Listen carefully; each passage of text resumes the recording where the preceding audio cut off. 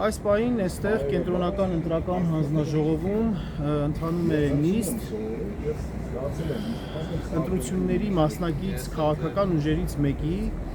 Հանրապետություն կուսակցության ներկայացրած դիմումի հիման վրա։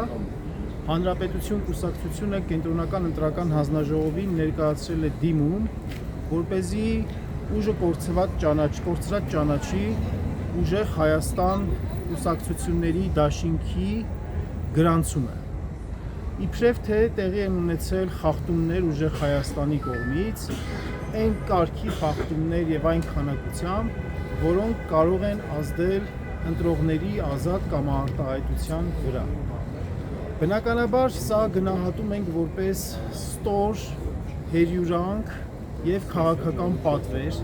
Երեք բանավեճի ժամանակ Նիկոլ Փաշինյանը Արամ Զավենի Սարգսյանին ուղղակիորեն կարգադրեց, ուղղակիորեն ցուցում տվեց,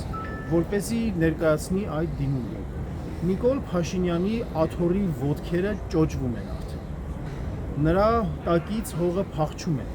Նա ակնհայտ տեսնում է, որ Հայաստանի Հանրապետության քաղաքացին մերժում է թե իրեն, թե իր կեղծ խաղաղության, անիրական խաղաղության օրակարգը եւ իրենց իրական բռնապետությունը։ Եվ նրանք շատ լավ են տեսնում, զգում հանրային տրամադրությունները եւ դրա վառ ցուցիչներից մեկն էլ հանրահավաքի էներգետիկայի բացակայությունն էր եւ մարզերում եւ Երևան քաղաքում, որտեղ նրանք գնում են, նրանց տալիս են հարցեր, որ այդ հարցերը չեն ստանում իրենց պատասխանները, այդ պատճառով էլ դիմում են այսպիսի ջղաձիգ հուսահատական քայլերի, փորձելով իրականացնել այն, ինչ որ ժամանակին Մոլդովայում իրականացրեցին։ Մենք իհարկե ամեն ինչ անելու ենք նման զարգացում թույլ չտալու համար, որովհետև ուժեղ Հայաստանը ժողովրդի շրջանում ձեռք է բերել մեծ հեղինակություն, մեծ վստահություն,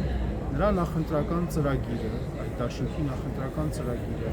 եւ նրա առաջնորդի հեղինակությունը հանրության մոտ ստեղծել են մեծ լիցք այս իշխանություններից ձերբազատվելու